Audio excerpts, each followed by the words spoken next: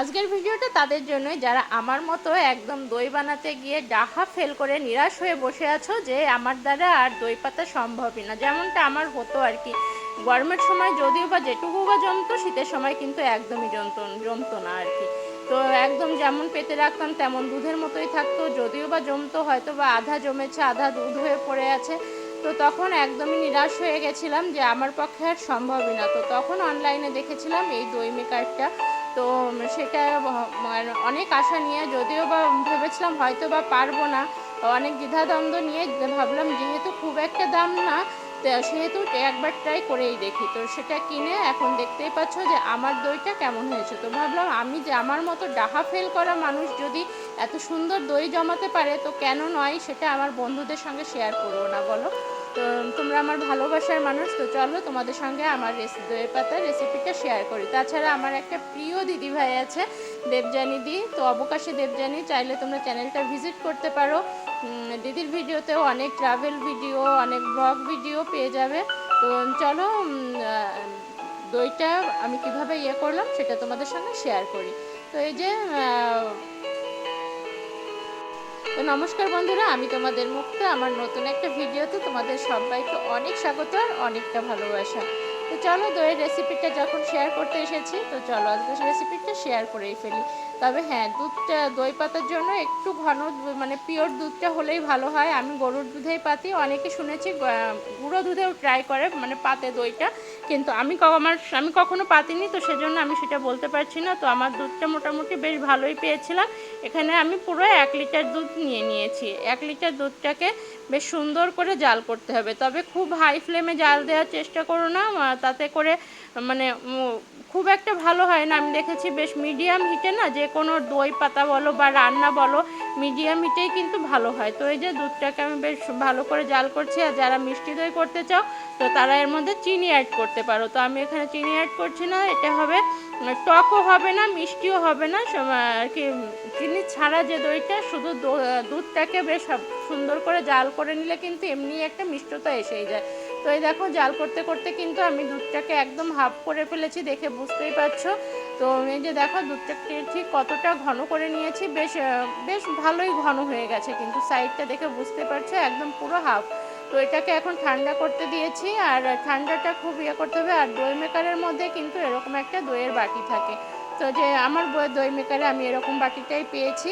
তো সেটাকে পরিষ্কার করে ধুয়ে নিয়েছি, আর বাটিটা একদম শুকনো অবস্থায় নেবে, যাতে কোনো জল না থাকে। আর এই যে আগের যে দই ছিল, তার থেকে সেই দইটাকে একটুখানি ছেঁকে নিয়েছি। একদম যে জলটাকে ঝরিয়ে ফেলতে হবে সেরকমটাও নয়। তো দেখে বুঝতেই পারছো মোটামুটি ছেঁকে নিয়েছি, যাতে জল ভাবটা না থাকে। তো সেই দইটাকে বেশ ভালো করে ফেটিয়ে নিচ্ছি বাটির মধ্যে দিয়েই, আলাদা করে যে ব্লেন্ডার দিয়ে বা দিয়ে হুইস্কি দিয়ে করতে হবে সেরকমটা কোনো ব্যাপার নেই। তো দুধটাকে এমন অবস্থায় রাখতে হবে যাতে আঙুল দিলে পরে সহ্য হয় এরকম। তো দেখো দুধের মধ্যে কিন্তু বেশ সুন্দর সর মতো ভাব আছে। অনেকে সরটাকে ছেঁকে ফেলে, কিন্তু আমার মনে হয় যেন সর ভাবটা থাকলে পারে না, বেশ মুখে যখন পড়ে বেশ ভালোই লাগে খেতে। তো দেখলেই আমি আঙুল দিয়ে নিলাম, আঙুলটা সহ্য হচ্ছে এরকম অবস্থায় কিন্তু আমি দুধটাকে দিয়ে নিচ্ছি।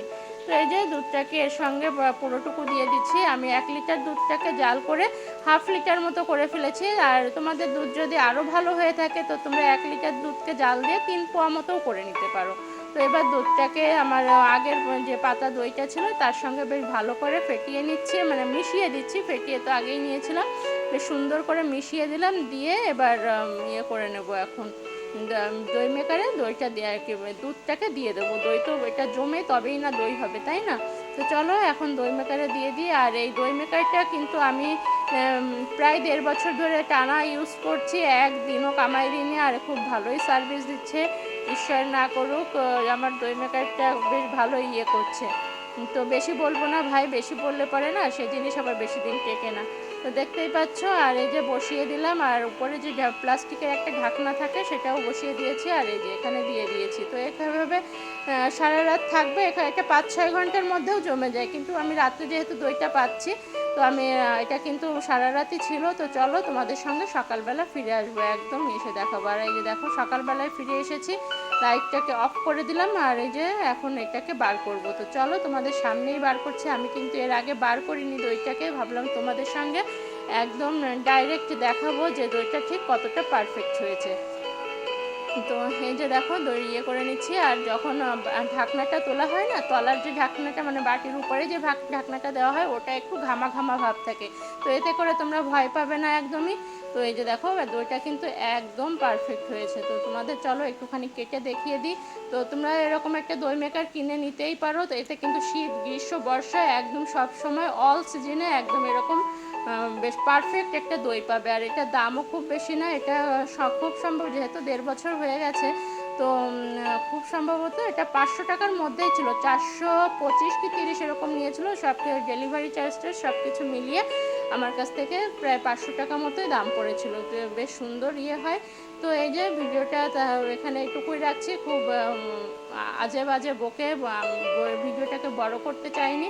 তো ভিডিওটা যদি ভালো লাগে, তোমাদের কিছু উপকার হয়ে থাকে, প্লিজ লাইক করো, কমেন্ট করো, আর ভিডিও ভালো লাগলে অবশ্যই শেয়ার করে দিও। আজকের মতো টাটা, বাই বাই।